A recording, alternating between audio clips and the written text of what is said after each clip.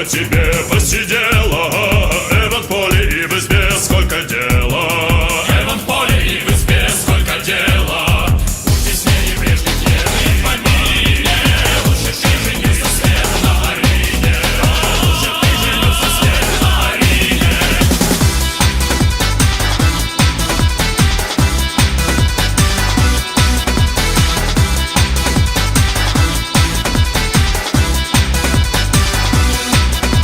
С молодой вышел женой, не ленился.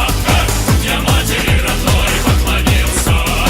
Я матери родной поклонился. Поклонился в сером делу ворога. Не скулите вы по мне ради Бога. Не скулите вы по мне ради Бога. Пусть такие все, как вы, равнозели. Чтоб осталось от Москвы от России. Чтоб осталось от Москвы от России. Чтоб осталось от Москвы от России. Чтоб осталось от Москвы от России. Hello, lads and lasses. TRZ Plays here, and I'm going back to you with a tutorial that only 2 people asked for. I'm going to be talking about the Tier 6 Russian battleship Poltava, which I used to hate back then. Nowadays I don't hate it that much anymore. I actually like this thing a lot now. So, Poltava, where do we begin? First of all, it sucks. Second of all, I have Kedrov on. Miracle. I know I still have Kedrov on all my Russian battleships, but hear me out. Let's talk about the history first, which is non-existent. This, I believe, is the Type A battleship design, and if you look at it long enough, you can notice that it's very Italian. Why? Because this is exactly what it is. It's an Italian design given to the Soviet Union, like most designs except Lenin. Even in the description on the ship, it says it is. Oh, it's the Type B. Type A, I believe, was either Soyuz or Vlad. Most likely, I think it is Vlad. Now, the Type B battleship project was armed with 356 millimeter guns. Okay, so Tier 5 guns. So pretty much, this thing was a cruiser killer, to be precise. That is the point of the Poltava, a cruiser killer, and as it says here, to counter the Scharnhorst. Don't know how this would have been any successful in that. That is, if here's the thing about the Scharnhorst. Scharnhorst can nuke this thing. We'll explain later why. But enough about the historical significance that this thing doesn't have, and let's talk about our commander that we have, or commanders, because you can use both. I use Kedrov. I know, blasphemy, but hear me out. So this is my standard Kedrov build, but for Poltava, I would say get not one for the nuisance and reaching out XXL. This will be very useful later on, but first we have to, of course, talk about the inspirations. The inspirations are obviously Paolo di Revel for the reload time and Andrew Cunningham for the shell grouping, because this is a sniper. Yes, this is indeed a sniper. Now, of course, we all know what Kedrov's skill is. It increases the traverse speed of battleship guns. And my Kedrov is level 16, legendary 4, just as God intended. Now, in terms of skills, here's what I recommend. Either Brawler, for the reload time of battleship main guns, or not one for the nuisance, for the risk of catching fire or flooding. Now, here's why I recommend not one for the nuisance a lot more than Brawler on Poltava. This is a sniper. Yes, this is actually a battleship that can be played at range, especially a Russian one. But this is the point of it. It's a sniper. So if I were to recommend a build, I'd say not one for the nuisance instead of Brawler, Crisscross, because you're not a German battleship, and I don't recommend Porcupine. Volunteer, because you really don't need these skills. But if you're going to run a fireproof build, we'll actually talk about fireproof builds once we cover up the whole commander segment. And instead of Master Mechanic, which is actually useful, I recommend reaching out XXL for the range, because again, this is a sniper.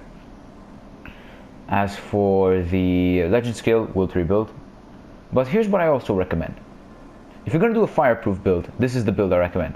Fight fire with fire as legendary skill, firefighter, and not one for the nuisance. You get a fireproof build. So the build that I do recommend is instantly brawler and volunteer. Volunteer is actually useful. If you want range, get reaching out XXL. Now we'll talk, speaking of range, let's talk about the actually good commander on Poltava, Lev Gallier. Now Lev Gallier is range build, and he has probably the worst skill for Russian battleships, Flaming Arrow, which increases battleship's main gun HE shells damage, which unless you're playing Conqueror, you're not going to use this skill a lot. As for inspirations, Cunningham and ALQE. If you don't have ALQE, doesn't matter. You can use AL Scharnhorst and also Ciliax.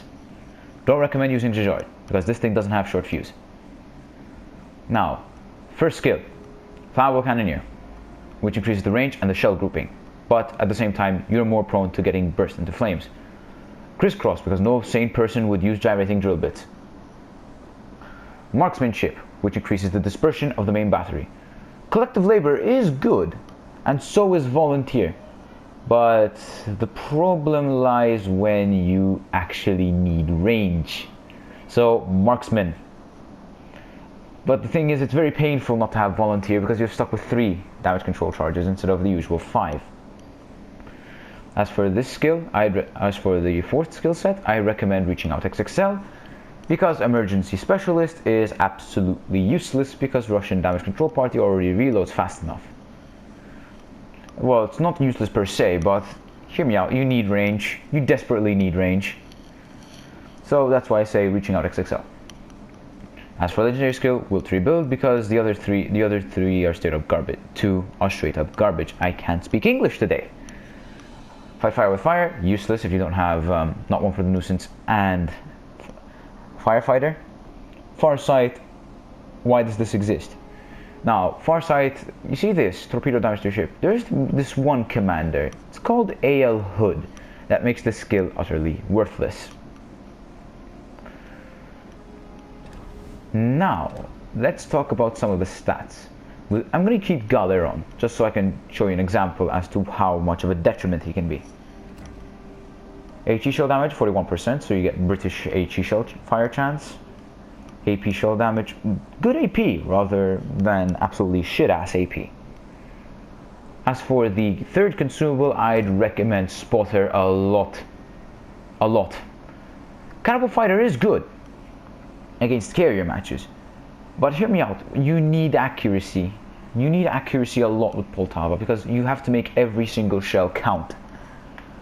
Enhanced secondary targeting, not really valuable, but I also run secondary builds on my Poltava. So I'd recommend mostly these 2, Catapult Fighter and the Spotter.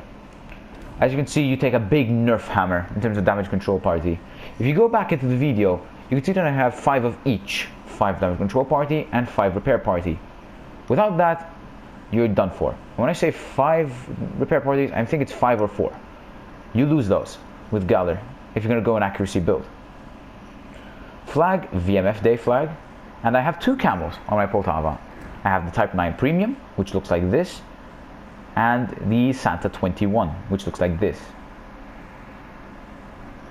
So this one is more of like Victory camo-esque because I'm already low on Victory camos, but you keep the historical camo on. I mostly made it as a satire ship with the Santa 21 camo. Stats, you can already tell where this is going. 33% torpedo damage reduction is impressive for a ship that literally looks like a giant stick. Hit points, 59,000, so this ship is trying to be a lot like that one British battle cruiser, we all know the one, the Hood. Artillery, not really much to talk about. The reload time is what hurts. The reload time, it hurts a lot without Brawler and without the Paul Rivel inspiration. AA defense, actually somewhat useful AA for a Russian ship. Maneuverability, brick. Concealment, well, might as well be spotted from space, especially if a carrier is anywhere near you. Armor, oh boy. 25mm bow, you got North Carolina syndrome. But unlike North Carolina, you can nay on them because you have a 200mm icebreaker. So what it does, you can bow tank with this thing.